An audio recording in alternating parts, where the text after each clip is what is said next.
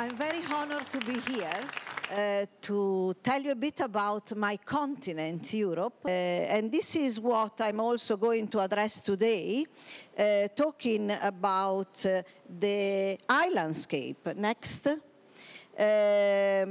Which is the interaction of abiotic, biotic, and human process developing on island over time. And they are related to very specific island landscape and seascape, but also to the perception of people. You might want to know that in Europe we have 2,400 islands with 15 million people living there permanently, but with the number multiplied a lot during the summer season with tourists. What you can see here is the island network of islands that we have developed during the Island project. All these islands have got very distinctive and different features and characters. Next. We have developed this project, which was the big European project on island, considering also cultural heritage. So the landscape that we call islandscapes, studied during the past, present, and future characters of these islands. It was co-funded by a program of the European Commission and by the Cambridge Center for Landscape and People that I set up over 10 years ago at the University of Cambridge. The aim of this project was to improve the consideration of the islandscapes, considering the cultural values and also the meanings that these landscapes have got for the people. Next. We have lots of policy in Europe about island, coastal, and marine activities. However, despite all these policies, if we want to consider island sustainable development, we can achieve it only if we consider above the policies also the key economic sectors, especially the ecosystems of those islands and especially the people living there. This is possible with international cooperation, with cooperation between the sectors, and with coordination among governance. So these are key concepts. We have heard a lot about these from previous speakers, but these are key concepts that I will explain further in my presentation. Of course, we have heard from also the other speakers that tourism is a very important element in islands and can help a lot our economies. But there is always a but. Tourists attract lots of people there, but also deals with natural resources, can exploit them. We need lots of agricultural products and services when there are lots of tourists in the islands.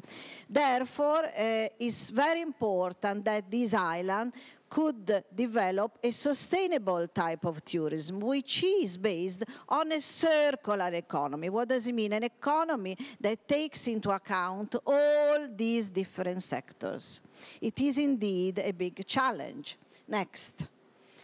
And another big challenge is climate change. We can see from North Europe, we are very close to the Arctic, and we see the melting of the ice. We are facing big change in our climate. We can see this year very hot climate.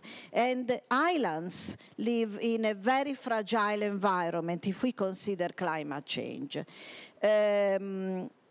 Islands are also isolated systems with small markets, so they face a very particular situation, and we have heard before, which is a little bit more complicated than living in inland.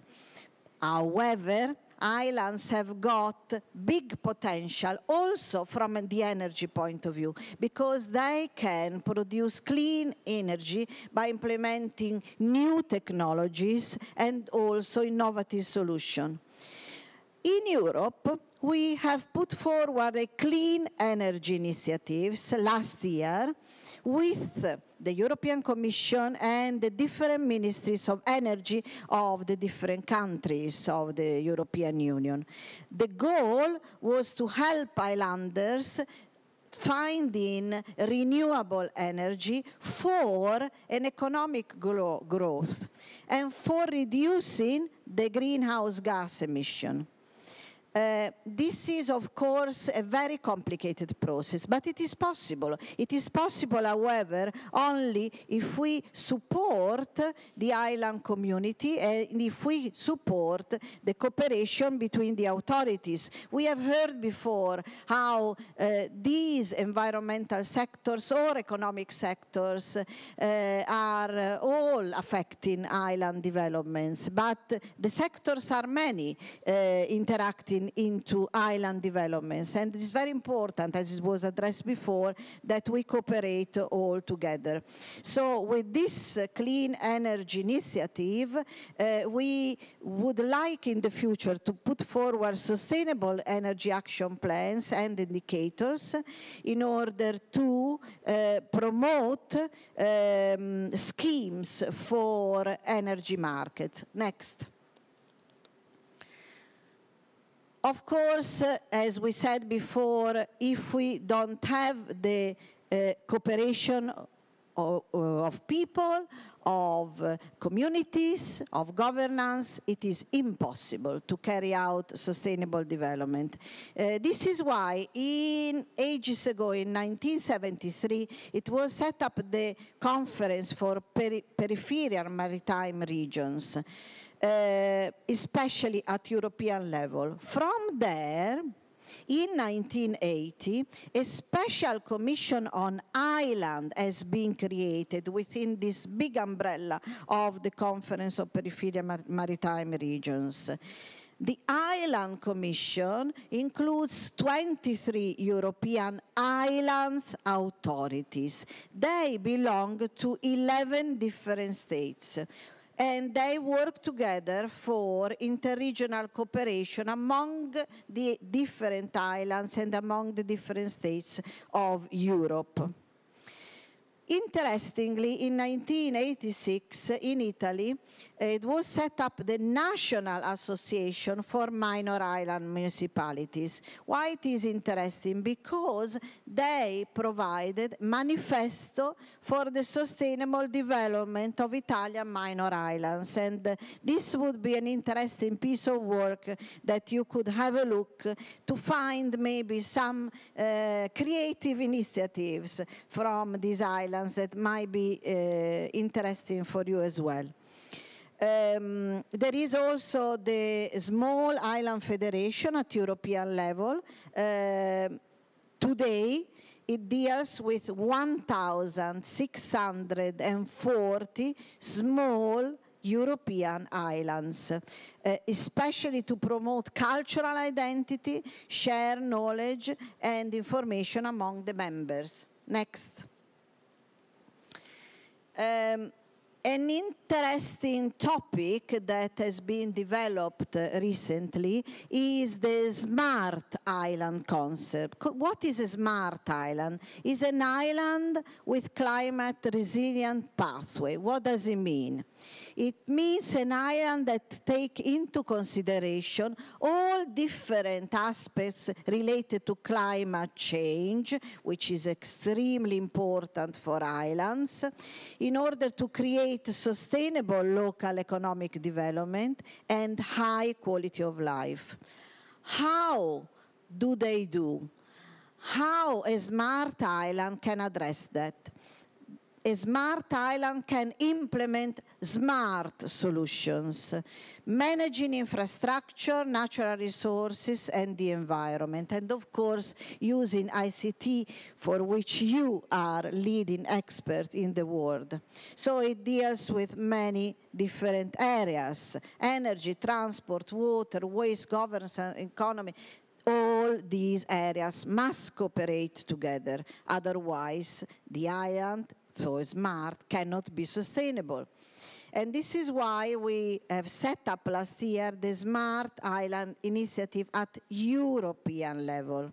It is between island authorities and communities, with the goal to communicate the potential of island as laboratories. This is a very important piece of knowledge and academic work that has been developed in the last decades. Islands as laboratories, laboratories for ecosystem services, but also cultural and traditional knowledge, but also to improve life through sustainable solutions. Next. Sustainable solution that can be carried out only with the support of the local people. Therefore, the islanders are key, very important for sustainability. Why? Because they retain a very strong identity. They are the repository of traditional knowledge, and they are the custodians for sustainability. Some islanders gather together and form some forum to promote sustainability. So I give you two examples from the UK.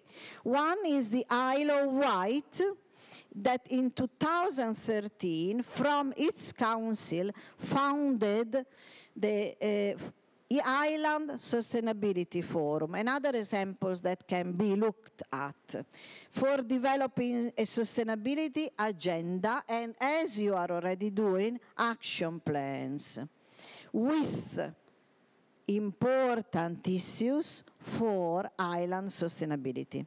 The second example in the UK is in Scotland. UK is not just England, it's Scotland, Wales, North Ireland. So in Scotland, further north, the Scottish Enterprise, together with Islands and Island Enterprise and the Scottish Development International, organized the Sustainable Island International Initiative.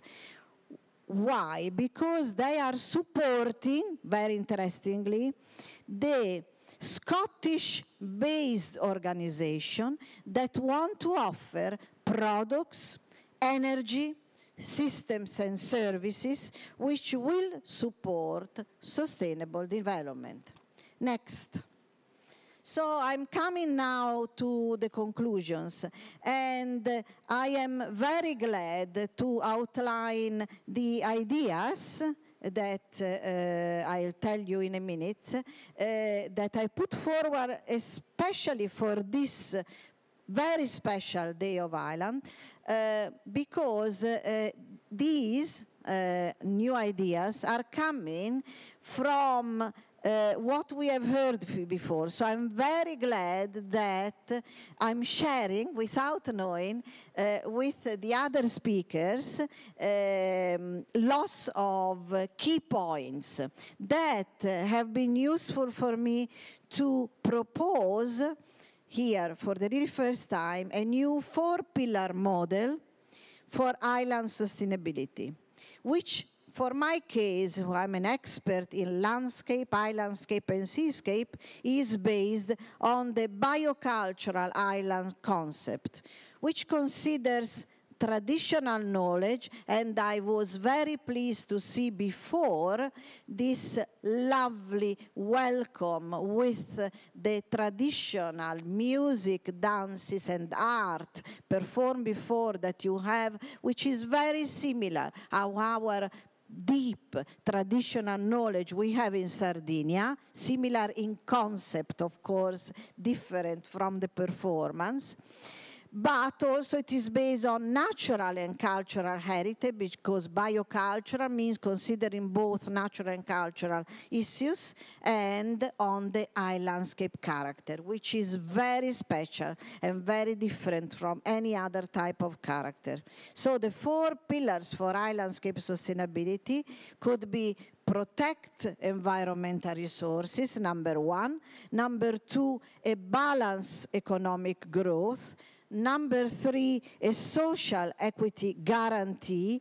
And number 4, preserve biocultural islandscape heritage. Next, I would like to thank you from my islands, Sardinia, Sassari University, and Britain, Cambridge University. Thank you very much.